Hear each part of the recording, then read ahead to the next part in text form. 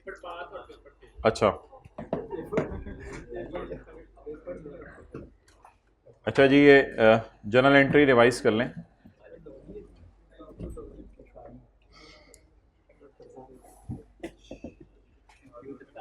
देखें इतनी सारी, इधर रखें अभी, इतनी सारी जर्नल एंट्रीज की बजाय अकाउंटेंट ने सिर्फ एक काम किया है, and he has recorded the depreciation under the cost model. He should have recorded the depreciation under revaluation model. इन सारी एंट्रीज की बजाय उसने डेप्रिसिएशन की एंट्री की है, वो भी गलत अमाउंट से। तो पहले मैं ओरिजिनल एंट्रीज पोस्ट करता हूं और ऐसा डेबिट करने की जरूरत नहीं। डीटीएल क्रेडिट 96, सरप्लस इन ओसीआई 204, सरप्लस इन ओसीआई, इसको ओसीआई से रूट कराना है। डेप्रिसिएशन 100 से रिकॉर्ड करनी है, 75 से रिकॉर्ड हो गई है, 25 से और रिकॉर्ड कर दें। ऑफिस बिल्डिंग की डेप्रिसिएशन एडमिन में जाएगी। Depreciation in admin debit and asset credit, asset account में बना नहीं रहा। उसके बाद ये entry direct deferred tax account में हो जाती है, जाके जरा देख लीजिएगा आईएक्सएल रिवाइज करके। ये जो एंट्री है ना surplus debit retained earning credit 17 वाली, ये वाली एंट्री यहां आके माइनस नहीं होती। Surplus debit retained earning credit ये डायरेक्ट होती है statement of changes in equity के मुंह पे। असल में जब statement of changes in equity बनती है तो वहां पर retained earning, revaluation, surplus, share capital, तो ये टोटल कॉम्प्रिहेंसिव इनकम के नाम से ये 204 आ जाता है। यानी इस नदी को हम उस दरिया में गिरा देते हैं और फिर इन द एंड एक ट्रांसफर की एंट्री होती है, सरप्लस डेबिट।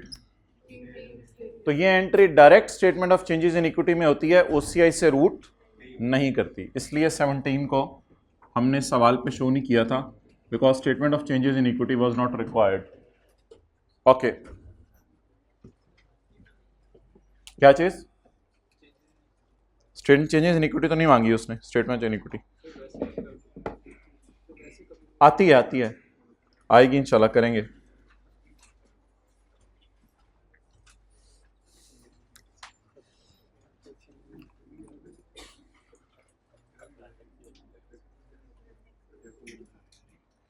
ओके, अब सवाल की रिक्वायरमेंट बी के लिए आपने दूसरा सफ़ा छोड़ा हुआ है। दूसरे सफ़े पे एक्चुअली हमने नोट बनाना है। तो अब हम सवाल की रिक्वायरमेंट नंबर बी सॉल्व करने लगे हैं, लेकिन उसके लिए हमने कितनी वर्किंग्स कर ली हैं? 6 वर्किंग्स कर ली हैं। अब हम हाइब्रिड में लेट आने पर 7वीं वर्किंग शुरू करने लगे इन लोगों की शान में, वर्किंग नंबर 7। तो वर्किंग नंबर 7 आप जिस सफ़ों से चल रहे हैं उन्हीं पे चलें, क्योंकि जो सफ़ा 2 छोड़ा हुआ है उस पर सिर्फ नोट बनना है और रिकॉन्सिलिएशन बननी है। आप सफ़े कोई नहीं छोड़ने थे, जो सफ़े शुरू में छोड़ने थे वो छोड़ दिए हुए। अब अगर किसी जानवर को आपने छोड़ दिया तो वो निकल गया आपके हाथ से। पहला और दूसरा सफ़ा छोड़ना था, वो छोड़ा जा चुका। छोड़े हुए को क्या छोड़ना, यानी पहले किसी को छोड़ दिया फिर छोड़ दो। पतंग छोड़ दी, अच्छा मैं छोड़ रहा हूं दोबारा। वर्किंग नंबर 7,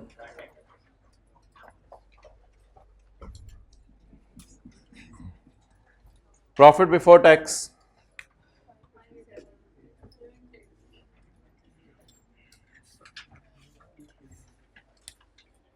भाईजान मुझे फिर सरगोदा जाना पड़ेगा अपने दोस्तों से बातें करने के लिए।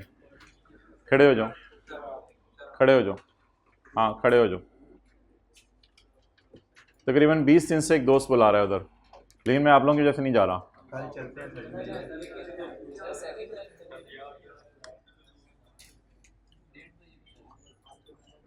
1:30 बजे के बाद भी नहीं आप लोग छोड़ते, और मंडे और वेडनेसडे को तो वैसे ही 1:30 बजे के बाद हमारे प्रोग्राम है पिछले टॉपिक्स रिवाइज करने के। आप ज़रा घर पहुंचे सही, देखें यूट्यूब पे क्या क्या आता है। बैठो, मंडे को भी इंशाल्लाह हम जोहर के बाद रिवाइज करेंगे पुराने टॉपिक्स।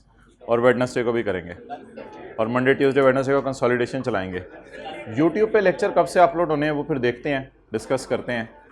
अच्छा, प्रॉफिट बिफोर टैक्स वेडनेसडे वाला भी कोशिश करेंगे यूट्यूब पे अपलोड हो जाए। प्रॉफिट बिफोर टैक्स बताएं जी 587।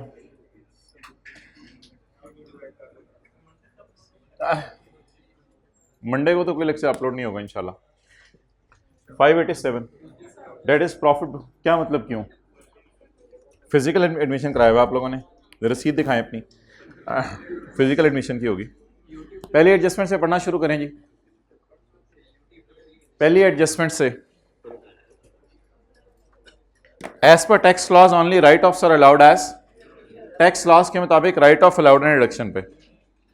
अच्छा जी, अब जो भी गलतियां हो गई उन्हें हमने सही कर लिया है, अब इस एतबार से चीजों को नहीं सोचना।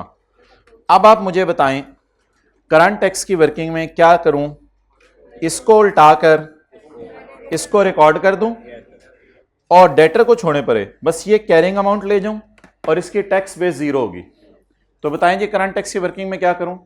बैड डेट एक्सपेंस उल्टाकर बैड रिटर्न ऑफ माइनस कर दूं। अब जो गलतियां हो चुकी थी वो सही हो चुकी हैं, उनकी टेंशन नहीं लेनी। बैड डेट एक्सपेंस उल्टाकर बैड रिटर्न ऑफ माइनस, और ये कैरिंग अमाउंट आ जाएगी, इसकी टैक्स बेस जीरो आ जाएगी। चले, करंट टैक्स के लिए आप छोड़ दीजिएगा 15-16 लाइनें एहतियातन। आज मैं साथ साथ ही एडलेस कर रहा हूं। अब ये सारा आसान काम शुरू हो गया है। Bad expense 54, bad return of 40,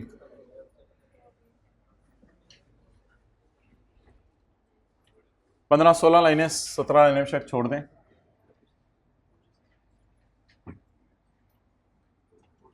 as on 31 दिसंबर 2019। चुप भाई।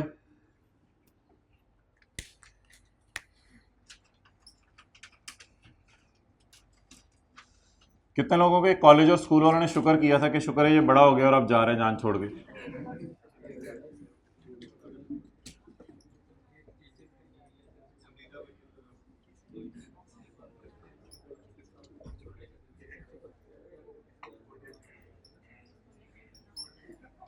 एज ऑन जी, शुक्रिया लेट आने पे। एज ऑन प्रोविजन का कैरी डाउन 58। रेट का कॉलम अभी नहीं डाल रहा मैं वजह बता देता हूं क्यों। डालने आप लोग, कोई मसला नहीं। रेट अलग है मुझे पता है, लेकिन एक ड्रॉप सीन होना है इस सवाल में। कौन सा होना है? कुछ लोगों ने इन्फॉर्म किया है, बता दें। बताना पड़ेगा ना, ड्रॉप सीन ऐसे तो नहीं फिर हम मुँह लाना, सोच के किया करें। अच्छा जी, तो कुछ भी नहीं, टैक्स रेट का कॉलम डाल दो यार, डाल दो। रेट और टैक्स। अच्छा ठीक है, बता दो इंशाल्लाह अपने दोस्तों को, सितंबर में मिलेंगे। अगली एडजस्टमेंट जी।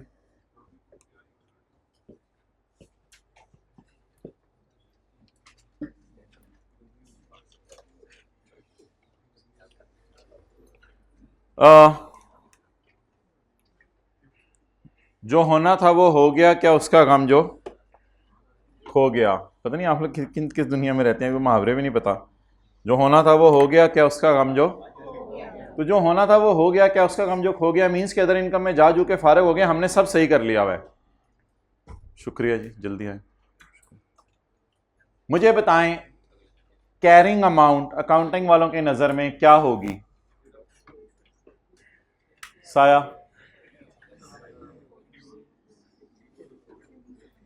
84। ये मैं ऐसे तो नहीं कर रहा हूं, ऐसे कर रहा हूं। 84 -16।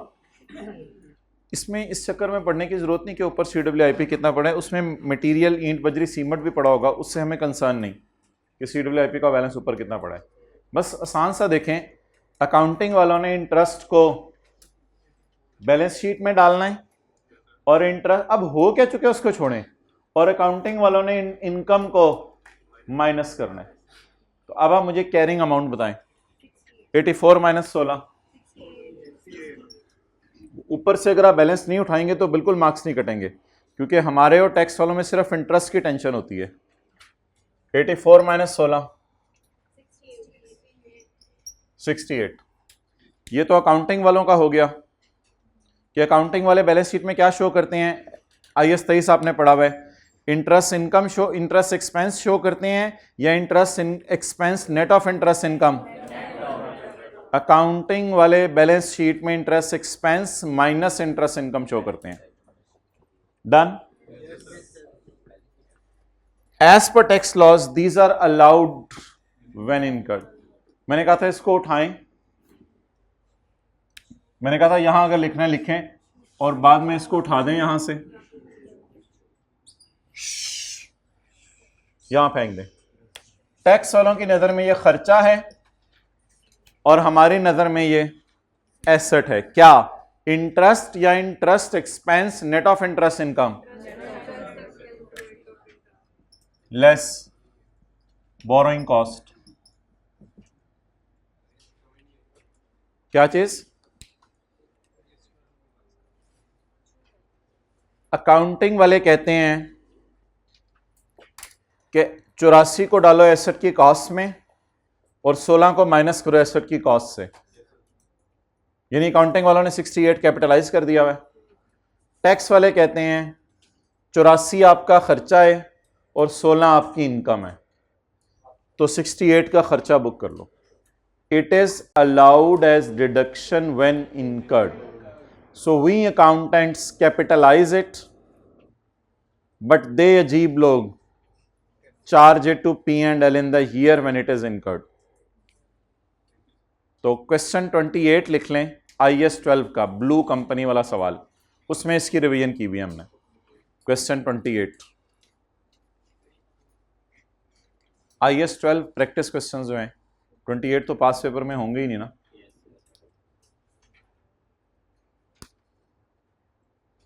We accountants capitalize expense minus interest income, but they people charge to expenses the expense minus interest income.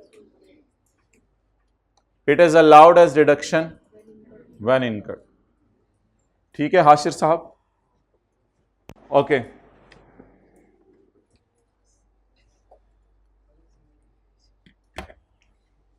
Research and development, research and development इधर ना देखें। अकाउंटिंग वालों ने जो गलतियां हो चुकी हैं अपनी सोचना क्या क्या गलती हुई थी। 180 में से 60 को खर्चे में डाला था और 180 में से 120 को एसेट में डाल के 120 की 4 की अमोर्टाइजेशन माइनस की थी। तो अकाउंटिंग वाले रिसर्च को खर्चे में डाल चुके हैं 180 में से 60, और अकाउंटिंग वाले खर्चे में डाल चुके हैं 4 की अमोर्टाइजेशन। किसी को यकीन ना आवे तो ये 60 और 4 प्रॉफिट तक पहुंचते हुए लेस हो चुका हुआ है, ये अकाउंटिंग वाले खर्चे में डाल चुके हैं। टैक्स वाले कहेंगे इसे उल्टाओ, टैक्स वाले कहेंगे इसे उल्टाओ। एड बैक रिसर्च एक्सपेंस कितना 60 और ऐड बैक करो अकाउंटिंग वालों की डेप्रिसिएशन नहीं अमोर्टाइजेशन। ये जी अकाउंटिंग वालों का खर्चा हमने उल्टा दिया। अकाउंटिंग वालों की बैलेंस शीट में इनटेंजिबल एसेट गया होगा 120, फिगर याद है आप लोगों को, 180 में से 60 खर्चे में चला गया था तो कैपिटलाइज 120 हुआ था। 120 माइनस 4, इस तरह ब्रैकेट में नीचे भी शो कर सकते हैं जी। यहां ओवर 10 ईयर्स करना है, वो टैक्स वालों की नजर में, वो टैक्स वालों की नजर में। मैं अभी किसकी बात कर रहा हूं? अकाउंटिंग वालों। तो अकाउंटिंग वालों ने आर को खर्चे में डाला होगा, रिसर्च को, और अकाउंटिंग वालों ने इनटेंजिबल की अमोर्टाइजेशन को खर्चे में डाला होगा। इन दोनों को उल्टा कर रिकॉर्ड क्या करने, वो अलग बहस से बाद में करता हूं। और अकाउंटिंग वालों की बैलेंस शीट में ये चला गया होगा। तो जिस भी टॉपिक का P&L बैलेंस शीट आपका मजबूत होगा, IAS 12 में अगर वो आ गया तो उल्टाना भी आसान होगा और कैरिंग अमाउंट निकालना भी आसान होगा। अब टैक्स वालों से पूछते हैं आप क्या चाहते हैं।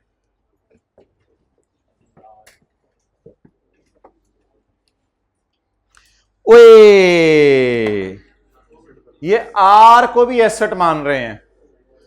आर बी और डी बी इसको 10 सालों में खर्चे में डालो, आर को भी डी को भी। हमने कहा आर तो खर्चा होता है, हाँ हाँ मैंने पता रहे। आर एंड डी को 10 सालों में अमोर्टाइज करो। तो ये कह रहे हैं आर एंड डी को 10 सालों में। आर एंड डी कितना है, जरा जाके ऊपर ट्रायल में देखें। R and D 180 less tax वालों की अमोर्टाइजेशन 18।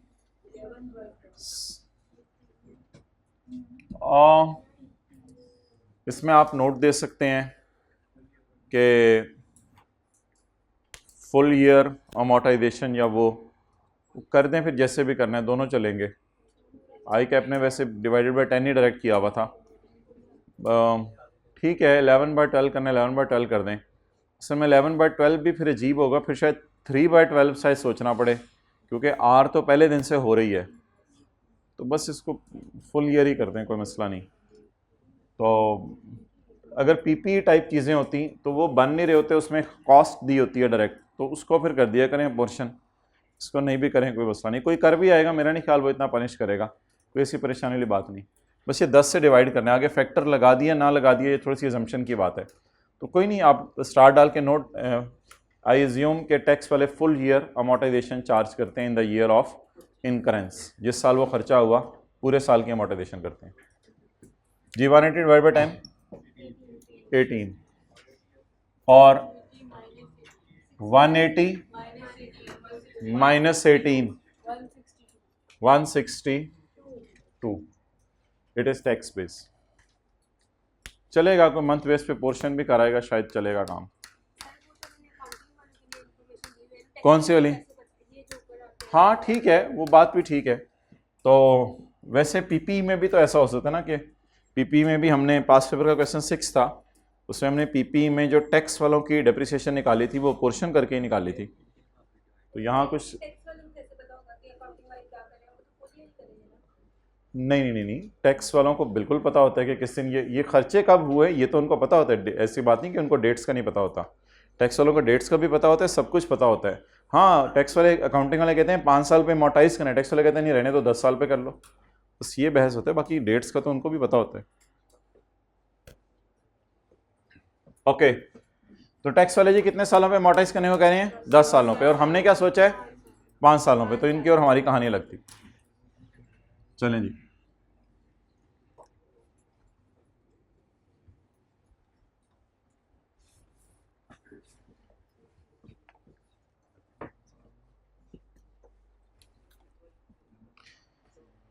टैक्स वालों की डेप्रिसिएशन एक्सीडेड द अकाउंटिंग वालों की डेप्रिसिएशन बाय 200 मिलियन। टैक्स वालों की डेप्रिसिएशन एक्सीडेड द अकाउंटिंग वालों की डेप्रिसिएशन बाय 200 मिलियन। टैक्स वालों की डेप्रिसिएशन ज्यादा है अकाउंटिंग वालों की डेप्रिसिएशन से। तो अकाउंटिंग डेप्रिसिएशन उल्टा कर टैक्स डेप्रिसिएशन माइनस करूं या डायरेक्ट टैक्स डेप्रिसिएशन माइनस कर दें? टैक्स वालों की डेप्रिसिएशन ज्यादा है अकाउंटिंग वालों की डेप्रिसिएशन से। क्या करूं? लेस टैक्स वालों की विच इज, ये टैक्स वालों की डेप्रिसिएशन नहीं होगी, ये होगा tax depreciation which is exceeding accounting वालों की डेप्रिसिएशन। कितना? तो टैक्स वालों की डेप्रिसिएशन अकाउंटिंग वालों की डेप्रिसिएशन से 200 ज्यादा थी, और अगर अकाउंटिंग वालों की डेप्रिसिएशन 200 ज्यादा होती तो ऐड करते। टैक्स वालों की डेप्रिसिएशन करनी क्या होती है?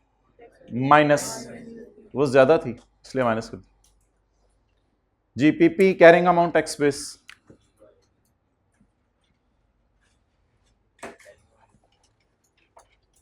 एक काम करने लगा हूं, आपने करना नहीं है।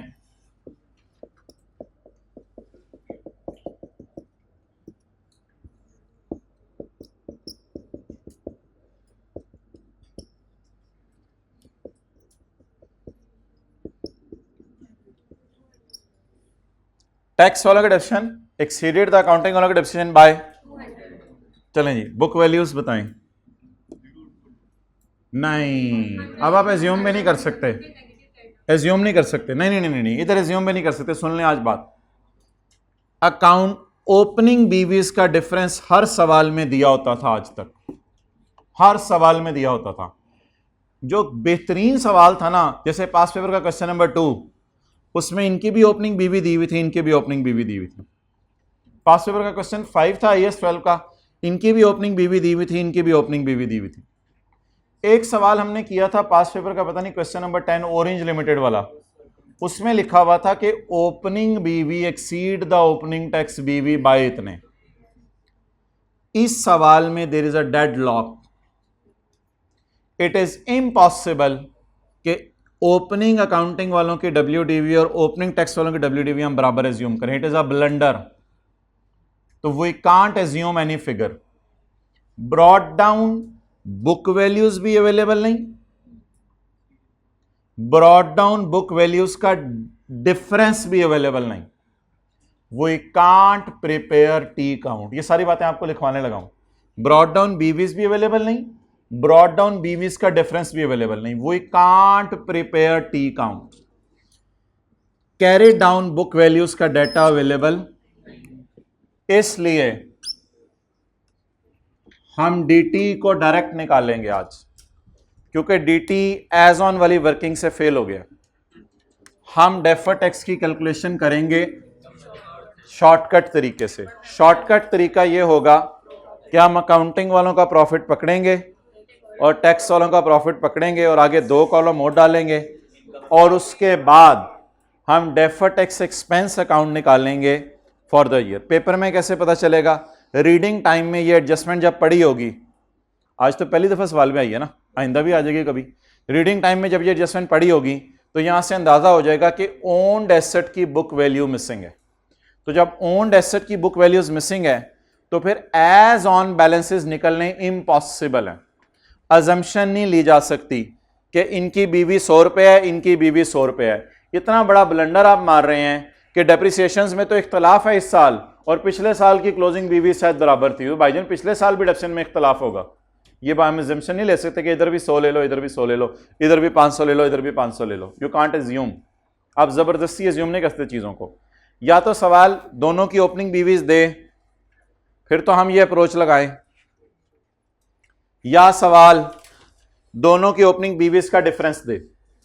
अगर सवाल खाली डेप्रिसिएशन फॉर द ईयर दिया करेगा तो हम हाथ खड़े कर दिया करेंगे, कहेंगे सॉरी भाईजान बैलेंस शीट अप्रोच फेल हो गई है, DTL/A एज ऑन की वर्किंग नहीं हो सकती। हम डायरेक्टली कौन सा मेथड फॉलो करेंगे? अकाउंटिंग प्रॉफिट और टैक्सेबल प्रॉफिट का डिफरेंस लेके चलेंगे। डन। तो इस एडजस्टमेंट के ऊपर स्टार डाल के लिखना शुरू करें, फिर मैं सवाल लेता हूं। इस एडजस्टमेंट पे स्टार डालें। अकाउंटिंग वालों और टैक्स वालों की ओपनिंग बीवी मिसिंग है, अकाउंटिंग वालों और टैक्स वालों की ओपनिंग बीवी मिसिंग है। हाँ जी, हाँ जी, इनकम स्टेटमेंट कराई हुई है पहले, लेकिन ये वजह तो लिखो ना ताकि याद रहे। अकाउंटिंग वालों और टैक्स वालों की ओपनिंग बीवी मिसिंग है,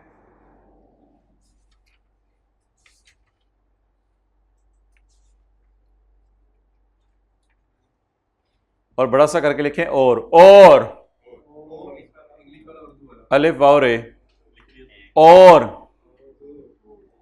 ओपनिंग बीवीज का डिफरेंस भी मिसिंग है। इटैलिक्स में लिखिएगा इस बात को जिस तरह मैंने बोला है, और ओपनिंग बीवीज का डिफरेंस भी मिसिंग है, और ओपनिंग बीवीज का, यार एक लोगों की बीवी ज्यादा डेप्रिशिएट हो रही हो, एक ही कम डेप्रिशिएट हो रही हो, तो ओपनिंग बीवी डिफरेंट होती है ना, तो डिफरेंट मिसिंग है डिफरेंस भी, और ओपनिंग बीवीज का डिफरेंस भी मिसिंग है। Full stop. रशीद अब मैं क्या करूं? लिखें रशीद, अब मैं क्या करूं, रशीदा लिखें, जो जो भी आपने लिखना है। रशीद अब मैं क्या करूं,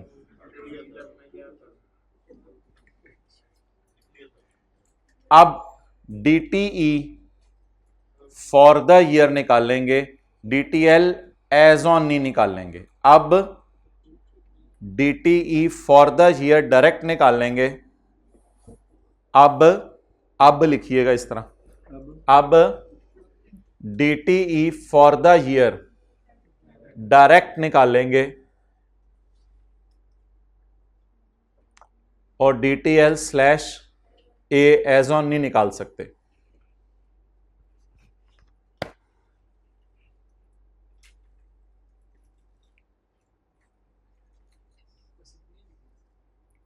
हाँ बस इतना ही लिखना है, और DTL slash A as on नहीं निकालेंगे।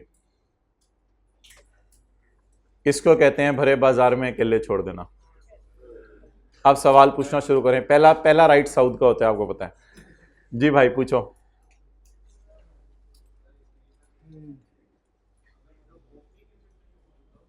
दो सूरतें हैं ना, या तो ओपनिंग बीवीज दे दें या ओपनिंग बीवीज का डिफरेंस दे दें। कभी ऐसी लाइन भी आती है, opening accounting WDV exceed the opening tax WDV by 1000 रुपया, फिर भी खींच तान के अकाउंट बन जाएंगे। हमने हर पॉसिबल कोशिश करनी है कि अकाउंट बनाएं, लेकिन अगर बन ही नहीं रहा तो ओपनिंग बीवीज बराबर एज्यूम करना ब्लंडर है। हां ये बिजनेस का पहला साल होता तो फिर आप कॉस्ट एज्यूम कर सकते थे बराबर दोनों की 500-500, ऐसा कुछ एज्यूम कर सकते थे आपके, कॉस्ट दोनों की 500-500 है। कॉस्ट बराबर एज्यूम करने में मुझे एतराज नहीं है, बट ओपनिंग बीवीज बराबर का मतलब है कि पिछले सालों से दोनों के डेप्शन रेट एक ही है, तो that is a big blunder.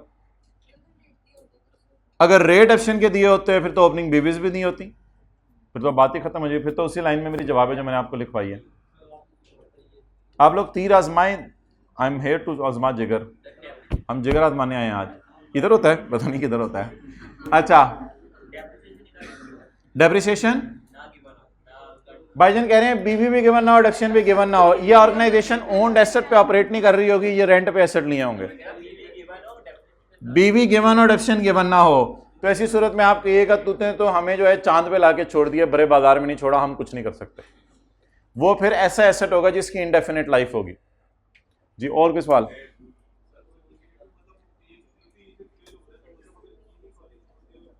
तो भाई कह रहे हैं पीपी खाली छोड़ दें बाकियों को कर लें, तो ठीक है आप अधूरा सा सवाल करके आ जाना, हम तो कुछ ऐसी मेथोडोलॉजी सोच लेते हैं जिससे हमारी सारी चीज़ें ही काउंट फॉर हो जाएं।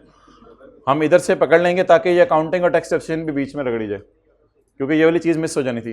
भाई कह रहे हैं मैं तो इसके बगैर इस तरह चला दूंगा, तो ठीक है आपके फिर इस वाले के मार्क्स कट जाएंगे। हाँ जी शुरू करो, करते बोलते रहो। हाँ भाई का सवाल है कि अल्हम्दुलिल्लाह बीवीज अवेलेबल थी, फिर भी मैंने ये तरीका लगाया ही नहीं, मैं शॉर्टकट तरीके पे हमेशा चलूंगा। तो भाईजान ये इनके लिए एक बहुत बड़ा मसला हो जाएगा आई कैप में जाके, क्योंकि आपने हमेशा यही तरीका लगाना है, अनलेस के किसी एक एसेट लाइबिलिटी की भी कैरिंग अमाउंट या टैक्स बेस क्या हो, मिसिंग हो। कुछ की हम अज्यूम करके चला लिया करते हैं, लेकिन यहां कुछ भी नहीं कर सकते। आमतौर पे पीपी और इंटेंजिबल्स में ऐसा करता है कि उनकी carrying amount tax base missing करता है, तो हमें कौन सी अप्रोच लगानी पड़ती है? Shortcut approach.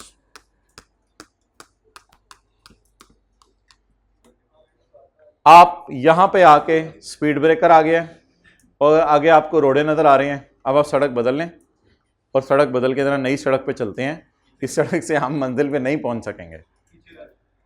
पूछें सवाल, पूछें सवाल, मैं पूछें सवाल आज पूछो। हाँ बोलो। जी बिल्कुल, बाकी क्वेश्चन में ये मेथड नहीं लगता था, इनका जवाब वही है जो मैंने उर्दू में लिखवाया है, क्योंकि उन सवालों में ओपनिंग बीवियां गिवन होती थी या ओपनिंग बीवियों का डिफरेंस गिवन होता था। ये कैच कर।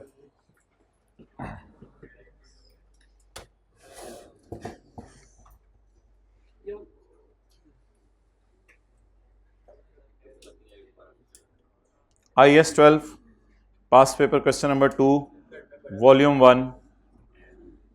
घर में पढ़ा नहीं, बोलो पढ़ा है, पढ़ा है। द अकाउंटिंग वालों की एंड टैक्स वालों की बीवी अवेलेबल है। अच्छा जी, क्वेश्चन नंबर 4, ओपनिंग बीवियां दोनों की अवेलेबल है।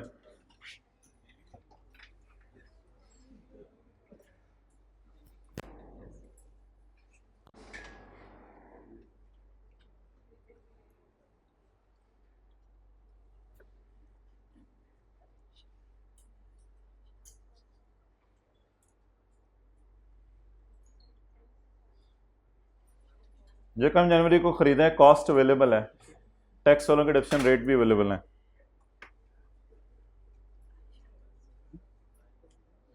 हमने पीपी से कैरिंग अमाउंट टैक्स बेस निकाली थी और एक लाइन लिखी थी कि कैरिंग अमाउंट टैक्स बेस का डिफरेंस इतना है।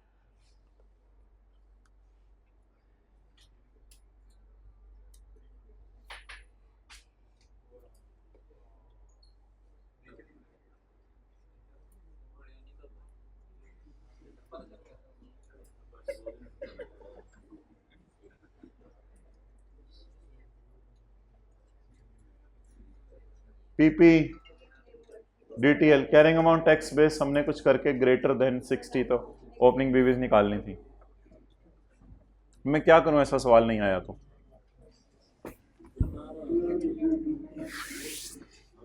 पास्ट में अगर ऐसा सवाल नहीं आया जो हमने नहीं किया तो मैं क्या करूं अब।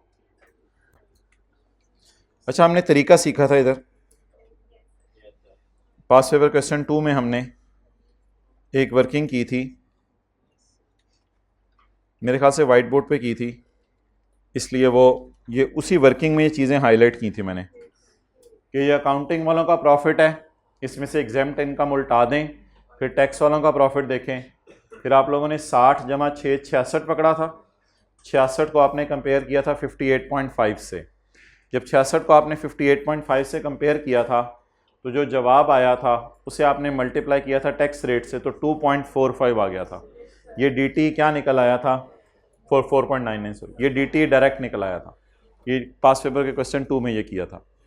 तो और इसी चैप्टर के अंदर पढ़ा था IAS 12 के। जी सब्र कर जो यार, बहुत दुख है आज मुझे, सब्र कर जो। इसमें डेफर टैक्स की अप्रोचेस, ये हमारा पेज 291 है, इस एडजस्टमेंट के साथ लिख लें। पेज 291 पे दूसरा तरीका लगाया है, पेज 291 वॉल्यूम 1 दूसरा तरीका लगाया है। पता है इधर पेज 291 कंसोलिडेशन वाला खोल के बैठे हो, पेज 291 वॉल्यूम 1 दूसरा तरीका लगाया। सबर सबर सबर, मुझे अब जिगर एक थोड़ा आजमाने दो, फिर अगला तीर लूंगा, उससे पहले ही जिगर चलनी। अच्छा, बैलेंस शीट अप्रोच और income, we will compare adjusted accounting profit with to calculate DTE for the, it will not give, carry down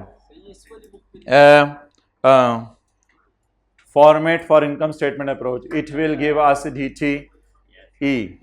Important note for teachers, income statement approach is used in paper if carrying amount and tax based data is not given in question। या तो opening WDVs available हो या opening WDVs का difference available हो। अगर ये दोनों data available नहीं है तो मजबूरन हम ये अप्रोच लगाएंगे। इस अप्रोच में कैरिंग अमाउंट टैक्स बेस और डिफरेंस नहीं होता, कैरिंग अमाउंट की जगह एडजस्टेड अकाउंटिंग प्रॉफिट होता है, फिर टैक्सेबल प्रॉफिट होता है, फिर डिफरेंस होता है और फिर टैक्स होता है। एडजस्टेड अकाउंटिंग प्रॉफिट निकलता है accounting profit deductions, accounting profit में डिडक्शंस नॉट अलाउड माइनस होगी होती हैं तो उल्टाते हैं अकाउंटिंग प्रॉफिट, मैंने कहा था साइन वही यूज़ करें जो करंट टैक्स में करते हैं, accounting profit plus deduction not allowed minus exempt income minus income tax that will be called as adjusted accounting profit. तो अभी करंट टैक्स की वर्किंग देखते हैं और उसमें ये सारी चीज़ें भी देखते हैं। जी अगला तीर आए।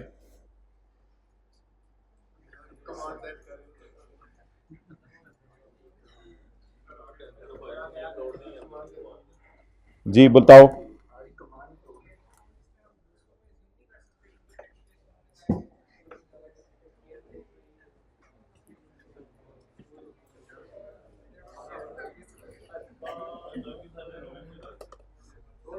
अगर इस साल अकाउंटिंग वालों की डेप्रिसिएशन और टैक्स डेप्रिसिएशन में डिफरेंस है तो इसका मतलब है पिछले सालों में भी डिफरेंस होगा डेप्रिसिएशन में। अगर पिछले सालों में डेप्रिसिएशन में डिफरेंस था तो इसका मतलब है पिछले सालों की बीवीज में भी डिफरेंस था। तो तो अब बीवी हम बराबर एज्यूम करें अकाउंटिंग वालों की और टैक्स वालों की, तो बीवियां माइंड कर जाएंगी कि हम कैसे बराबर हैं।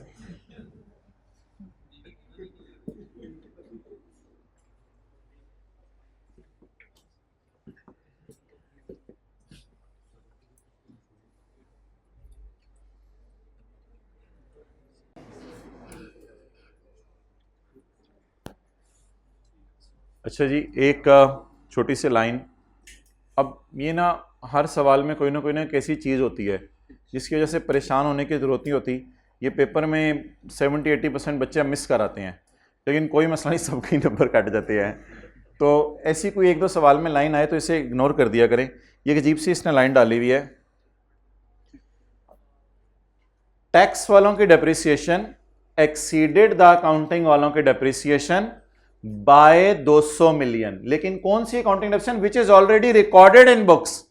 जो डेप्रिसिएशन मैंने रिकॉर्ड की हुई है किताबों में, जब मैंने उसका डिफरेंस लिया टैक्स वालों की डेप्रिसिएशन से तो 200 का डिफरेंस आया। हमने कहा चल वो तो वो वाली डेप्रिसिएशन होगी जो तूने रिकॉर्ड की हुई है, हमने तेरे सवाल के बाद एक और डेप्रिसिएशन भी रिकॉर्ड की है और वो डेप्रिसिएशन तूने रिकॉर्ड की हुई थी, इसने सारे एसेट्स पे रिकॉर्ड की होगी, उसमें से एक बिल्डिंग भी होगी। बिल्डिंग पर इसने ऑलरेडी रिकॉर्ड की हुई थी 75, हमने रिकॉर्ड की हुई है 100। अब वो डेप्रिसिएशन जो इसने रिकॉर्ड की हुई थी, इसने उसको कंपेयर किया था टैक्स डेप्रिसिएशन से, लेकिन हमने इस 75 में 25 की टॉपिंग और डाल दी है। तो ये भी एक अकाउंटिंग डेप्रिसिएशन है 25 रुपए वाली, जिसे हमें क्या करना पड़ेगा? उल्टाना पड़ेगा, क्योंकि उसने कौन सी वाली डेप्रिसिएशन अकाउंटिंग वालों की कंपेयर की होगी टैक्स वालों की डेप्रिसिएशन से, जो ऑलरेडी रिकॉर्डेड है। नहीं, खाली 75 नहीं होगा, बिजनेस में ऑफिस बिल्डिंग भी होगी, फैक्ट्री बिल्डिंग भी होगी, प्लांट्स भी होंगे, फर्नीचर भी होंगे, काफी सारी चीजें होंगी। तो उसने सारे एसेट्स की अकाउंटिंग डेप्रिसिएशन रखी होगी सामने, सारे एसेट्स की टैक्स डेप्रिसिएशन सामने रखी होगी, और इन दोनों में देखा होगा डिफरेंस, वो निकला होगा 200। उसमें से एक एसेट, उस पे इसने अकाउंटिंग डेप्रिसिएशन चार्ज की हुई है 75। तो कहते हैं मैंने ये 75 सामने रख के ये डिफरेंस निकाला था। इसका मतलब है उसके डिफरेंस निकालते हुए कौन सी चीज मिस हुई थी? 100 या 25?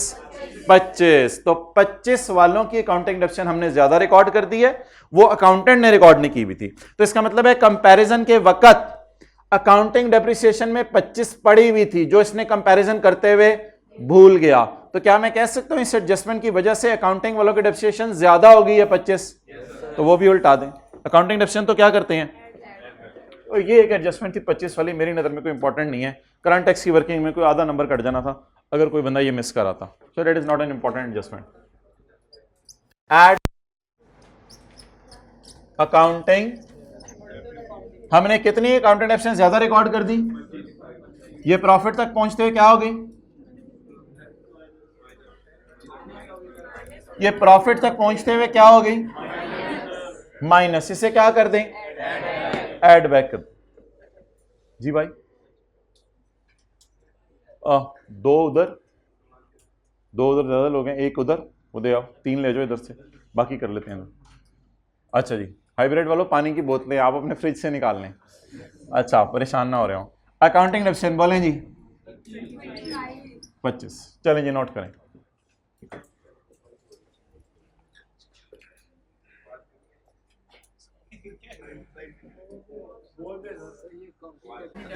जी जी जी जी जी जी जी टैक्स वालों की डेप्रिसिएशन एक्सीड द अकाउंटिंग वालों की डेप्रिसिएशन बाय 200। भाई को पानी दे दो। इसका मतलब क्या है?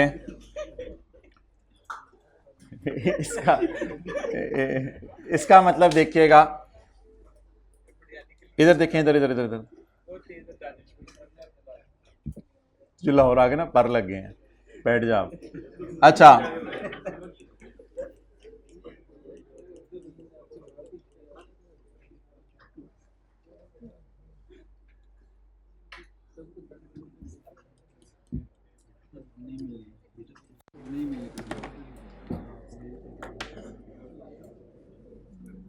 टैक्स वालों की डेप्रीसिएशन, बिजनेस में बहुत सारे एसेट्स होते हैं, टैक्स वालों की depreciation for the year is greater than accounting वालों की रिकॉर्डेड डेप्रीसिएशन बाय 200। तो शायद ऐसे कहानी हो कि टैक्स वालों की डेप्रीसिएशन 1400 आ रही है फॉर द ईयर, अकाउंटिंग वालों की 1200 आ रही है। इस 1200 में हमारी ऑफिस बिल्ड, ये दोनों फिगर्स मैंने ज्यूम किए हैं, लेकिन इन दोनों एजम्पशंस में एक हकीकत छुपी हुई बता रहा हूं। इस 1200 में एक 75 वाली डेप्रिसिएशन भी पड़ी होगी जो हमने कॉस्ट मॉडल वाली रिकॉर्ड कर दी हुई है। अब उस 75 को उल्टाने की जरूरत नहीं है, क्योंकि वो इनका डिफरेंस लेके ऑलरेडी उलट गई। और अगर मैं आपको कहता 1200 उल्टा के 1400 माइनस कर दें, तो 1200 में अकाउंटेंट वाली की 75 तो पड़ी होगी, तो वो 75 इसमें पड़े होने की वजह से उलट गई। तो कहते हैं अकाउंटिंग वालों की रिकॉर्डेड डेप्रिसिएशन और टैक्स वालों के डेप्रिसिएशन में 200 रुपए का फर्क है। इसका मतलब है जो अकाउंटिंग वालों की रिकॉर्डेड डेप्रिसिएशन होगी उसमें सिर्फ 75 पड़ा होगा, तो 75 ऑटोमेटिकली इसमें पड़े होने की वजह से उलट गया। उल्टा कैसे? दो तरीके, या 1200 उल्टा के 1400 माइनस कर दें, या डायरेक्ट 200 माइनस कर दें। अब अगली बात और आखिरी बात, क्या अकाउंटिंग वालों ने इसके अलावा और भी कोई डेप्रिसिएशन रिकॉर्ड की? अकाउंटिंग वालों ने इसके अलावा एक और डेप्रिसिएशन रिकॉर्ड की 25 की, वो कंपैरिजन में नहीं आई। आप इसको क्या कर दें? उल्टा दें, छोड़े, बहरहाल कोई इंपॉर्टेंट एडजस्टमेंट नहीं मेरी नजर में। आगे चलें जी। अगेन अब इस एडजस्टमेंट को जो है वो सोचने की जरूरत नहीं, क्योंकि इसकी वजह से अकाउंटिंग डेप्रिसिएशन ही उलटनी थी 25 की, और वो मैंने क्या कर दी है? उल्टा दी है। इसकी वजह से अकाउंटिंग डेप्रिसिएशन उल्टा दी थी। बाकी अगर इस किसी के जहन में आ रहा है कि इस एडजस्टमेंट के क्या इंपैक्ट होंगे, तो भाईजान इस एडजस्टमेंट का भी अगर कोई इंपैक्ट होता ना, तो वो P&L वाली अगर कोई फिगर गई होती ना, तो मैं करंट टैक्स में ज़रूर उल्टा देता। मैं आपका भाई हूँ, आप मेरे भाई हैं, भाइयों वाली बात करें तो मैं ना, अगर P&L में कोई फिगर गई होती ना, तो मैं ज़रूर करंट टैक्स की वर्किंग में जाके उल्टाता। हमने कहा हुआ था स्काई ब्लू पट्टी पकड़ें और जनरल एंट्री करें, और कोई भी चीज़ करंट टैक्स में उल्टानी है उल्टाएं। फ़र्ज़ करें कोई रिवैल्यूएशन लॉ पहले से सरप्लस पड़ा होता, या कोई भी मसला होता, पहली दफ़ा रिवैल्यूएशन लॉस आ जाता, तो फिर वो लॉस भी P&L में गया होता, उसे भी मैं उल्टाता। तो इसलिए अब कुछ करने की ज़रूरत नहीं है, क्योंकि P&L में कुछ गया ही नहीं। हाँ, एक चीज़ गई है P&L में, डेप्रिसिएशन 25 की ज़्यादा, वो मैंने आपके सामने क्या कर दिया? उल्टा दिया। और डेफर्ड टैक्स के एंगल से मैं चीज़ें सोच नहीं रहा। और इस एडजस्टमेंट की भी ब्यूटी देखें, इसमें भी कैरिंग अमाउंट ऑफिस बिल्डिंग की अवेलेबल है, टैक्स बेस अवेलेबल नहीं है, क्योंकि टैक्स वालों का डेप्रिसिएशन रेट भी अवेलेबल नहीं है और टैक्स वालों की WDV भी अवेलेबल नहीं। इस एडजस्टमेंट में भी आप कैरिंग अमाउंट और टैक्स बेस कंपेयर नहीं कर सकते। तो इसलिए यहां भी आकर डेडलॉक हो गया कि इस एडजस्टमेंट को करंट टैक्स वाले तरीके से लेके चलेंगे, ना कि डेफर्ड टैक्स वाले तरीके से। तो इस एडजस्टमेंट के करंट टैक्स पे असरात सोचें। रिवैल्यूएशन गेन लॉस P&L वाला उल्टाएं, जरा गया ही नहीं, चले। अगली डेप्रिसिएशन पूरी उल्टाएं या जितनी ज्यादा रिकॉर्ड की, बाकी तो वो पहले रिकॉर्ड उल्टा चुके 200 रुपए वो जो है हमने। तो इसलिए अब ये इसके इम्पैक्ट किस पे आ गया? इस पूरी एडजस्टमेंट का करंट टैक्स पे। और हमने डिसाइड क्या किया, करंट टैक्स की वर्किंग करनी है या डेफर्ड टैक्स की भी करनी है? डेफर्ड टैक्स की नहीं करनी, कैरिंग अमाउंट टैक्स वाली। अब सिर्फ हम किस पे स्टिक रहेंगे? करंट टैक्स की वर्किंग पे। एंड पे डेफर्ड टैक्स की फुल फ्लेज कर दूंगा। अगली दोनों एडजस्टमेंट्स किसकी नजर में थी? टैक्स वालों की नजर में। टैक्स वाले रिवैल्यूएशन को नहीं मानते, ठीक है, कोई मसला नहीं। आगे अब ये अगले दोनों एडजस्टमेंट्स टैक्स वालों की नजर में हैं, तो इनको इंशाल्लाह हम करंट टैक्स की वर्किंग में देख लेते हैं क्या करना है। बताएं जी। Capital gain income is exempt from tax. हाँ जी, किसका? कौन सा 5? अच्छा, कैपिटल गेन इनकम कितनी है? ये एग्जाम्प्ट है। एग्जाम्प्ट को क्या करते हैं?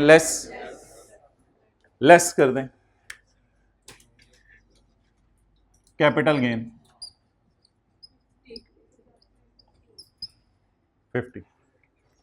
इस पे रेड मार्कर से साथ लिख लें एग्जाम्प्ट इनकम, क्योंकि ये कहीं ना कहीं शायद हेल्प करे आगे।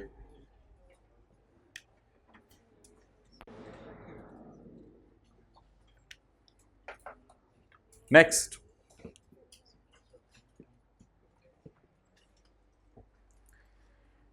डिविडेंड पर पिछले साल हमारे साल टैक्स लगना है 15%, जितना मिलेगा, और जितना अगले साल मिलेगा उस पर कितना टैक्स लगना है 20%। वर्किंग नंबर 7 हो गई है, 8 भी मैं अभी करने लगा हूं आपके सामने। 8 वो वाली वर्किंग होगी जिसमें DTE फॉर द ईयर निकलेगा, ठीक है। 8 मैं रिवाइज करके आपके सामने करने लगा हूं। अब 9 वर्किंग का रेफरेंस दे दें, इसमें बेशक 5-6 लाइनें छोड़ दें। वर्किंग 9 बताएं जी। वर्किंग 9 बोलें जी। डिविडेंड का अकाउंट बनाएं। How to tackle prepare T account जी। डिविडेंड की जितनी इंफॉर्मेशन है सारी मुझे लिखवा दें। इनकम कितनी है 30। रिसीवेबल कोशिश करते हैं कैश बैलेंसिंग निकला है। P&L और क्लोजिंग रिसीवेबल दे दिया इसने हमें। व्हाट इज दिस P&L वाली figure and what is this closing receivable. बाकी इंशाल्लाह टी अकाउंट बनाते हैं, टैली हो जाएगा सब कुछ। चलें जी, इधर आता है कैश, इसलिए इधर क्या आएगा और closing receivable. Cash balancing 20। T account बना लें, आखिरी टी अकाउंट और आखिरी वर्किंग हमारे सवाल की।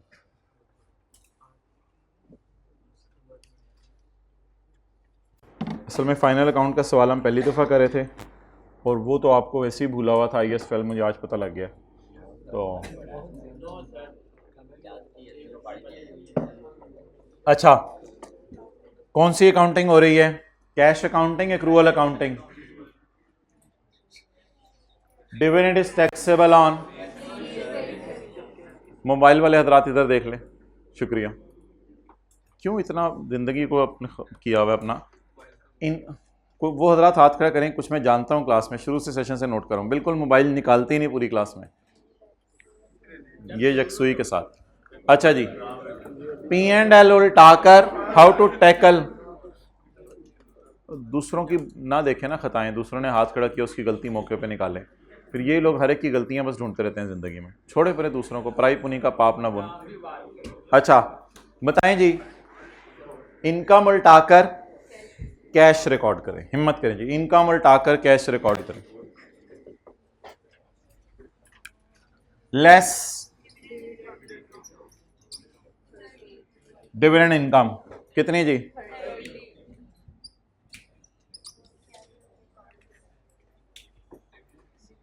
अगर मैं उल्टाकर 30 इधर कैश ऐड कर दूंगा तो क्या खतरा है?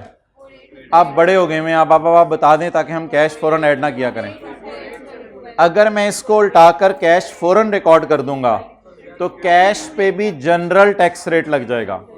हालांकि 30 में से मिला कितने 20 और मिलेगा कितना 10, तो कितना उल्टाया 30 और कितना मिला, मिले पर टैक्स कितना लगाना है 15%। और रिसीवेबल पर अगले साल वाला जो मिलना है, आप मुझे बताएं जो मुझे मिला इस साल वो कितना है। मैंने 30 उल्टा के 10 क्यों ना इधर ऐड करूं। हाउ टू टैकल में पढ़ा था reverse income record cash. Why I am not recording cash? उस पर सेपरेट रेट लगाना है। ये बात कितने लोगों को याद है? अच्छा, तो मेरे ख्याल से अब फिर क्लोज कर दें यहां। बताएं जी, taxable profit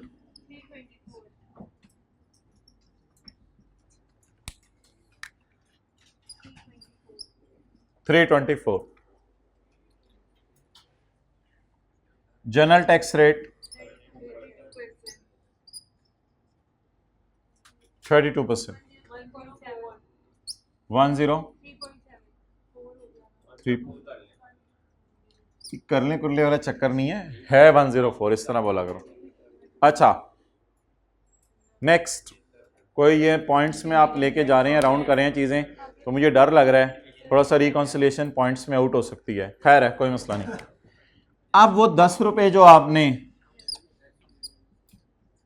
tax on dividend, लेकिन सिर्फ कौन सा वाला, रिसीव वाला, जितना मिला उस पर टैक्स लगाना है। ये एडजस्टमेंट हमने की थी, लिख लें, हैंड रिटन पेज नंबर 3 पर, IAS 12 के, IAS 12 के हैंड रिटन पेज नंबर 3 पर इंटरेस्ट इनकम की एक एडजस्टमेंट करवाई थी इस तरह की। अच्छा जी, आप बता दें जी, इनकम उल्टाकर कैश रिकॉर्ड करें, कैश पे कितना टैक्स दूं? इस साल रेट है 15%, तो गवर्नमेंट को इस साल 15% दे दें।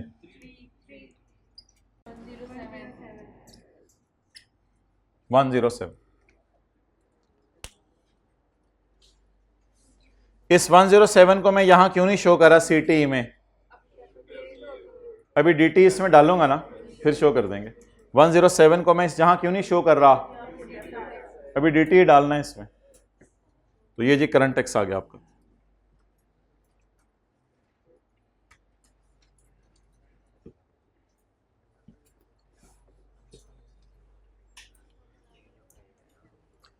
वो डिविडेंड रिसीवेबल को मैं क्यों नहीं लेके जा रहा इधर? Dividend receivable carrying amount 10, tax base 0। ये वाली अप्रोच लगा ही नहीं रहे, तो ये वाली अप्रोच लगा ही नहीं रहे, तो फिर क्या करें? डन।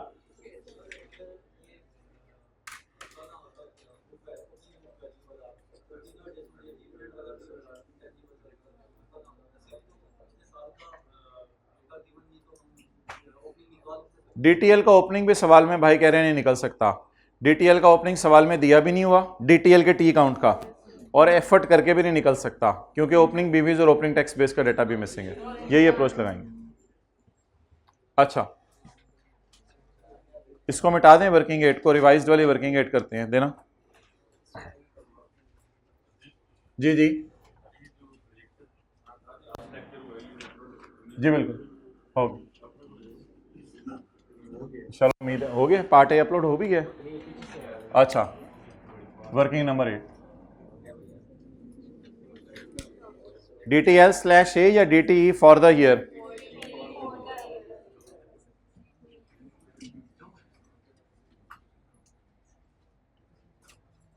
कौन सा साल?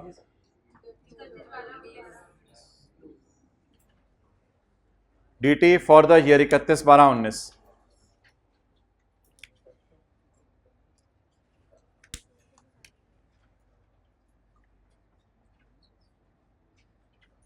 एडजस्टेड अकाउंटिंग प्रॉफिट, ये वाला नहीं, इसको एडजस्ट करना है। उसके बाद taxable profit,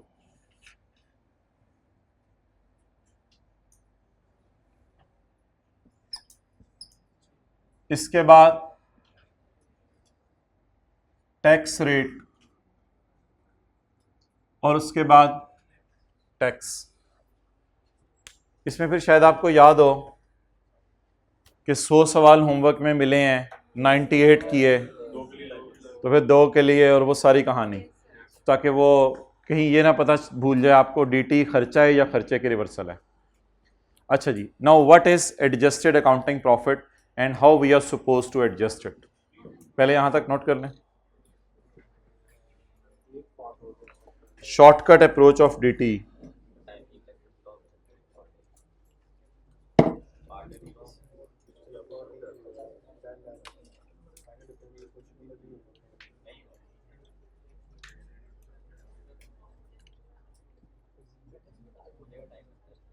what to do with this guy?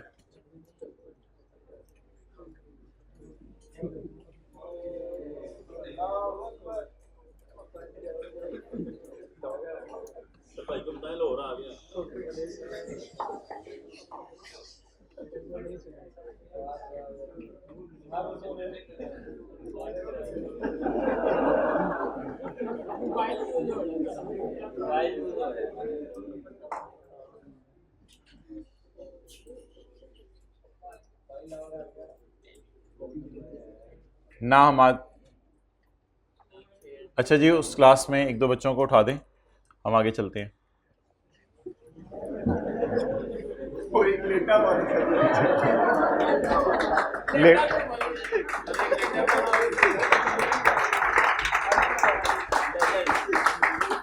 ये वाला लेटा हुआ था, ये वाला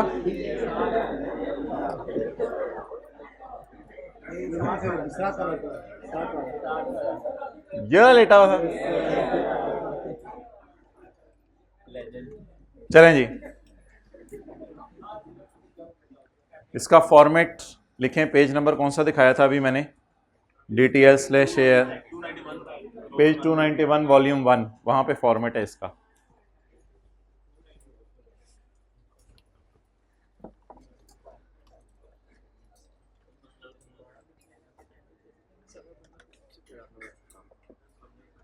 हाँ जी, कौन सा है? Standard IS 12 adjusted accounting profit star, बस इस पे accounting profit plus deduction not allowed minus exempt income minus income taxable at separate rate.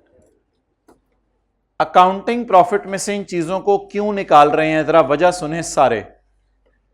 Accounting profit में फाइन वगैरह को ऐड बैक कर दें, क्योंकि इस पर टैक्स कभी भी नहीं लगना, और हमने थोड़ी देर में लगा देना है इधर टैक्स। अकाउंटिंग प्रॉफिट में से एग्जेम्प्ट इनकम को माइनस कर दें, इस पे टैक्स कभी भी नहीं लगना, और अगर ये पड़ा रहा तो हमने इधर लगा देना टैक्स। अकाउंटिंग प्रॉफिट में से सेपरेट रेट वाली इनकम्स को हम माइनस कर दें, क्योंकि अभी थोड़ी देर में हम इधर रेट लगाने लगे हैं जनरल टैक्स रेट, तो ये मसला हो जाना है। इसलिए वो बता दें तीन चीजें जिनको हम उल्टाया करेंगे, डिडक्शन नॉट अलाउड प्लस करके, और एग्जेम्प्ट इनकम और सेपरेट रेट वाली इनकम। आप लोग एक दो भी कराएंगे तो काफी होगा, कोई एक छूट भी जाएगी तो कोई इतनी परेशानी वाली बात नहीं। It is PBT accounting profit पकड़ें जी 587। जरा मुझे पहले देखिएगा मैं कैसे नोट कर रहा हूं। 587 एग्जाम साइन वही वाला, साइन करंट टैक्स वाला ही, -50 डिविडेंड सेपरेट रेट, इसको 30 पूरे को माइनस करते हैं जो यहां करंट टैक्स में आया है। खोलने दो यार, जाओ इधर से जल्दी आ जाओ, जाओ। अच्छा उधर से बंद है, बाहर से, चलो ठीक है। बताएं जी, माइनस बोलें जी PBT minus exempt income minus separate rate वाली इनकम, करंट टैक्स वाली वर्किंग से उठा लेने, और साइन भी कोई नए याद नहीं करने, साइन यही वाले। इसको क्यों माइनस करने लगे हैं? इस पे टैक्स देना ही नहीं और हम अभी रेट लगाने लगे थे। इसको क्यों माइनस कर रहे हैं? हमने टैक्स देना तो है लेकिन इस पे ये वाला रेट लग जाएगा, तो लॉजिक भी याद रही। अच्छा ये फिगर बता दें क्या आ रही है वर्सेस टैक्सेबल प्रॉफिट 320। अच्छा जी, अब 507 को कंपेयर करेंगे 324 से, तो मोबाइल छोड़ के जरा इधर देखें। जनरल टैक्स रेट मुझे बताएं कितना है? General tax rate 32%। इस पे टैक्स लगाएं,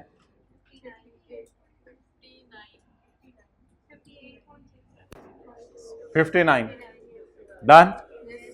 तो instead of doing carrying amount, tax base, PPE, provision, civil IP, provision for gratuity, wala, we have only this चुन थोड़ा सा। एक चीज रहती है वो मैं कराता हूँ, वो चीज आप लोगों के लिए नई है, वो मैं जरा करवाता हूँ। वो चीज आप लोगों के लिए नई है, इस फॉर्मेट में मैंने यहीं तक करवाया हुआ है आपको, लेकिन ऑब्वियसली कोई नई चीज इतनी वो नहीं होती कि वही है पूरे सवाल में, तो यहां तक पहले कंफर्टेबल फील करें। 50 क्यों माइनस किया? इस पे टैक्स लगना ही नहीं, और मैंने अभी 32 लगा दिया आपके सामने। और 30 क्यों माइनस किया? लागे तो सही, लेकिन कितना लागे? डिफरेंट रेट पे लागे। अब 30 को कैसे लेके चलना है, इसके लिए आप अपने 14 तबक खोल लें। 30 को कैसे लेके चलना है, क्योंकि सेपरेट रेट वाले पे सेपरेट रेट लगाएं। 30 में से जो 20 है उस पे सेपरेट रेट करंट टैक्स की वर्किंग में लगा चुके हैं, उस पे डेफर करके टैक्स नहीं देना, उस पे करंट टैक्स की वर्किंग में रेट लगा चुके हैं। तो 30 में से वो जो आपके दिल में खलिश थी ना कि कैरिंग अमाउंट टैक्स बेस में 10 रुपए का डिविडेंड रिसीवेबल लेके जाना था, उस खलिश को अब नॉन खलिश करना है हमने। 30 में से कितने पे टैक्स लग चुका और कितने पे और लगना है, 10 को आप डेफर्ड टैक्स की वर्किंग में ले आए, क्योंकि यहां हम कौन सी वर्किंग कर रहे हैं। और बैलेंस शीट के सवालों में ये 10 रुपए जाता था कैरिंग अमाउंट के नाम से, लेकिन P&L टाइप सवालों में ये 10 रुपए हमारा काउंटिंग प्रॉफिट है। हमारा काउंटिंग प्रॉफिट टोटल था 30। एक बात और सुन लें, आज IAS 12 का मकसद है डिस्टॉर्शन रिमूव करना। टैक्स वाले टैक्स मांगते हैं 20 पे, अकाउंटिंग वाले कहते हैं नहीं 30 पे टैक्स कैलकुलेट करो। अकाउंटिंग वाले कहते हैं 30 पे टैक्स कैलकुलेट करो, इनकम इस साल बुक किया तो खर्चा भी इस साल बुक करो। तो अकाउंटिंग वाले 30 पर इधर 20 के जरिए टैक्स ऑटोमेटिकली कैलकुलेट हो जाएगा, बाकी 10 पर अकाउंटिंग वालों ने टैक्स कैलकुलेट अभी करना है। ये अकाउंटिंग रूल्स के मुताबिक अब 10 पे टैक्स कैलकुलेट होने लगे। हाँ, देना अगले साल है, लेकिन DTE में जरूर चला जाएगा। तो ये एक एडजस्टमेंट है, जरा इसको देखिएगा। अच्छा, एक काम मैं आपको और करके दिखाता हूं, जिससे आप कहेंगे हाँ हाँ, इस 50 को माइनस करके ना यहां डाल दें और 30 को माइनस करके इधर डाल दें। For the sake of discussion, इस 50 पे कितना टैक्स देना है? तो आई डोंट थिंक सो के रिक्लासिफाई करने की जरूरत है। इससे आप जरा ज्यादा आसान फील कर रहे हैं आप, क्योंकि दोनों चीजों को माइनस किया तो माइनस करके कहीं ना कहीं तो ले जाए ना। तो माइनस किया 50 को यहां लाया, 50 पे कितना टैक्स रेट है? तो कोई फायदा नहीं इसको यहां शो करने का। और 30 में से फिर 20 को मैं इधर ले गया हूं, पीछे कितना रह गया है? 10 को इधर ले। ये एक थोड़ी सी चीज है जो इस सवाल के अंदर a bit new for you. अच्छा जी, 50 को माइनस करके यहां लाएं जी, एक एक करके चलें। 50 यहां लिख दिया, इस पे कितना टैक्स लगना है? Leave it. 30 को माइनस करके यहां लाना था, लेकिन 30 में से किस पर टैक्स कैलकुलेट हो गया? बाकी कितना रह गया? 10 अकाउंटिंग वालों ने अपने प्रॉफिट में डाल दिया है। 20 पे टैक्स लग चुके, 10 अकाउंटिंग वालों ने अपने प्रॉफिट में डाल दिया है। टैक्स वाले कह रहे हैं अभी ये प्रॉफिट नहीं है तुम्हारा, जब तक मिलेगा नहीं। तो अकाउंटिंग वाले कहते हैं इससे कोई फर्क नहीं पड़ता, हम टैक्स कैलकुलेट जरूर करेंगे, ताकि DTE में जरूर जाए और CTE DTE जमा होकर पूरा टैक्स एक्सपेंस हमारा नजर आए, क्योंकि हमने तो डिविडेंड पे टैक्स देना ही देना है। इसलिए याद रखिएगा, अकाउंटिंग वाले चाहे करंट वाला टैक्स हो चाहे डेफर वाला टैक्स हो, वो P&L में जरूर डालते हैं, क्योंकि अकाउंटिंग वालों ने इनकम कितने की बुक की हुई है? 30 की। तो वो 30 अगर इधर डाल चुके हैं तो उसका CTE भी डालेंगे और DTE भी डालेंगे, दोनों टैक्सेस डालेंगे। इनकम कितनी बुक की? 30 की। और उस मैचिंग कॉन्सेप्ट के मुताबिक जितनी इनकम उतना खर्चा। IAS 12 की पहली क्लास में मैंने आपको बताया था, जो objective of this calculation is to remove distortion. Current tax वाले आर मांगिंग tax only on 20, but we need to calculate tax on 30। How to achieve this? 20 का इधर ले जाएं। पुराने तरीके में हम कैरिंग अमाउंट टैक्स बेस के तरीके से निकाल लेते थे, यहां अकाउंटिंग प्रॉफिट और टैक्सेबल प्रॉफिट के तरीके से निकाल लिया। ओके, ये डिस्कशन करने के बाद 50 को यहां लाएं, 0% फारक। 30 में से 20 को यहां लाएं, 15%, और 30 में से 10 को यहां लें। इस पर आप बता दें अगले साल कितने % टैक्स देना है? 20%। 2। अब आ जाके एक फड्डा होगा कि इसकी एंट्री खर्चा डेबिट लायबिलिटी क्रेडिट या एसेट डेबिट खर्चा क्रेडिट। बस जो भी है, खर्चा डेबिट लाइबिलिटी क्रेडिट या एसेट डेबिट खर्चा क्रेडिट, उसमें ये रट्टा लगवाया था, इस रट्टे को छोड़ दें कि अगर अकाउंटिंग प्रॉफिट ग्रेटर हो टैक्सेबल प्रॉफिट से तो ये करना है, अगर अकाउंटिंग प्रॉफिट कम हो टैक्सेबल प्रॉफिट से तो ये करना है। ये रट्टा भी है, रट्टा भी मारा जा सकता है, लेकिन यहां लॉजिक पे रहें। अगर खर्चा हमने बुक करना हुआ तो ये एंट्री करेंगे, और अगर हमने एसेट बनाना हुआ या खुशी बुक करनी हुई ये एंट्री करेंगे। बाकी हमारी किस्मत है, अकाउंट की नेचर जो भी चल रही हुई वो हम स्लैश डाल के लिख देंगे। अकाउंट दोनों चल रहे होते हैं, अकाउंट की टेंशन नहीं। अच्छा, अब चैलेंज है इसके, लाइबिलिटी बुक करनी है या एसेट, चैलेंज ये है, फिर खर्चा खुद ही हमें पता चल जाएगा। कितने सवाल होमवर्क में मिले, कितने करके सोए, बाकियों के लिए क्या करें। कितने सवाल होमवर्क में मिले, कितने करके सोए, 0, कितनों के लिए लायबल फील करें, तो दोनों लाइबिलिटी टाइप ही चीजें हैं, इसलिए बड़ी बड़ी सी एंट्री लाइबिलिटी बढ़ाएं, तो फिर डेबिट क्या कर दें, खर्चा। तो बिल्कुल रट्टा नहीं मारना। कितने सवाल होमवर्क में मिले, कम करके सोए, बाकियों के लिए क्या फील करें। 10 मिले, 0 करके सोए, बाकियों के लिए लायबल। और अगर एंटाइटल्ड होता तो DTA डेबिट करता। जी amount 61। What is this,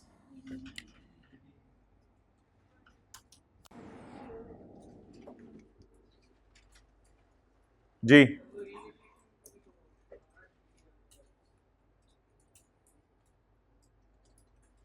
revalued asset की अकाउंटिंग और टैक्स डेप्रिसिएशन में इख्तलाफ था, तो वो वाला इख्तलाफ हमारा करंट टैक्स की वर्किंग में टैकल हो गया, और जो रीवैल्यूएशन में सरप्लस के ऊपर कोई DT था वो यहाँ नेट हो जाता बताया था। असल में बड़ी लंबी एक दिन बात की थी MCQ की डिस्कशन में कि सरप्लस आया कितना था, किसी को ज़ुबानी याद है, 300, और 300 पे टैक्स इफेक्ट था 96, तो वो सरप्लस यहाँ बुक होता है, उसका टैक्स इधर नेट होता है, ऑटोमेटिकली ये फिगर इधर आ जाती है। तो इसलिए रीवैल्यूएशन कुछ ऐसे समझाया था, लेकिन छोड़ें, पर उस साइड पे क्या डिस्कशन करनी, क्लास के बाद डिस्कस कर लेना मुझसे। ओके, अब एक एंट्री छोटी सी और कर दें जो कि इस वर्किंग से हट के है, इसलिए मैं इसको क्लोज कर दूं। एक एंट्री छोटी सी और कर दें 107 की, CT डेबिट कितना, आज सिर्फ ये 10 रुपए वाली चीज़ नहीं करवाई है, बाकी कोई चीज़ नहीं है। अब इन दोनों एंट्रीज को कहाँ पोस्ट कर दें, नोट के फेस पर। नोट 7.1 बना लें, फिर 7.2 will be called as reconciliation. हाँ एक्सेलेंट, मैं वो सोच रहा था, मेरे जहन से निकल गया, असल में ना वो ज़रूरी नहीं है। भाई कह रहे हैं DTL की वर्किंग खुलवाई हुई है, वहाँ 61 पोस्ट कर दें, मैं कर देता हूँ पोस्ट वहाँ 61, नहीं सबर मुझे 61 वहाँ पोस्ट कर दें। मैंने कहा लामा इकबाल कभी कभी बात करते हैं, लेकिन फिर बात जो है आपको पता है वो डंके की चोट पे करते हैं। तो ये भाई कह रहे हैं यहाँ कितना पोस्ट कर दें DTL में 61, लेकिन ऑब्वियसली ब्रॉड डाउन मिसिंग है, निकल भी नहीं सकता, कैरी डाउन मिसिंग है, निकल भी नहीं सकता, इसलिए डेफर्ड टैक्स अकाउंट हमारा पूरा हो नहीं सकता। अच्छी बात की है भाई ने, नोट कर ले जी। हाँ ठीक है, 10 और 0 वाली बात कर देता हूं। क्या CD कैसे निकाल सकते हैं भाईजान, ये ज्यूम करें कि पिछले साल अकाउंटिंग और टैक्स वालों में कोई डिफरेंस ही नहीं था।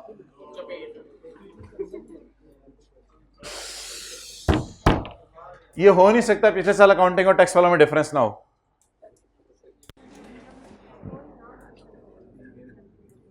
अच्छा जी, तो brought down carry down missing है। भाई कह रहे हैं ये 10 क्यों लिया है, ये 0 क्यों लिया है। अकाउंटिंग वालों ने 10 रुपए की अकाउंटिंग वालों ने असल में 30 रुपए की इनकम बुक की हुई थी, 20 पर टैक्स निकल आया, 10 पर डिस्टॉर्शन रिमूव करने के लिए टैक्स निकालना पड़ेगा। वो 10 अकाउंटिंग वालों ने अपने प्रॉफिट में डाला हुआ है, 30 में 20 और 10, वो 10 अकाउंटिंग वालों ने अपने प्रॉफिट में डाला हुआ है। टैक्स वालों ने क्या है, it is not taxable unless received, that's why मैंने इसको टैक्सेबल प्रॉफिट में 0 रखा है। ये एडजस्टमेंट ना बिल्कुल उस तरह की समझ लेना, रट्टा मारना है तो रट्टा भी मार लो। वो जो क्लोजिंग रिसीवेबल था ना, उसकी कैरिंग अमाउंट 10 आती थी और टैक्स पे 0 आती थी, बिल्कुल उसी तरह इस एडजस्टमेंट को याद रख लो बेशक, तो यहां से भी याद रखा जा सकता है। बट यार क्या इतना क्या पीछे पड़े हुए हैं आप लोग, ना मतलब नहीं, कोई 10 इधर नहीं लिखेगा क्या हो जाएगा, कोई आसमान टूट पड़ेगा, कोई फर्क नहीं पड़ेगा। 80 नंबर आने थे 79 आ जाएंगे आपके, और क्या होगा ज़्यादा, नज़र तो वो आने नहीं, तो नहीं ये 50 से 49 वाले नहीं होते, वो अलग नंबर होते हैं, वो दूसरे होते हैं। ओके, नोट बनाइए, नोट बनाएं, नोट। रिक्वायरमेंट नंबर बी, सबर कितनी देर से चल रहा है, चलो कर दो।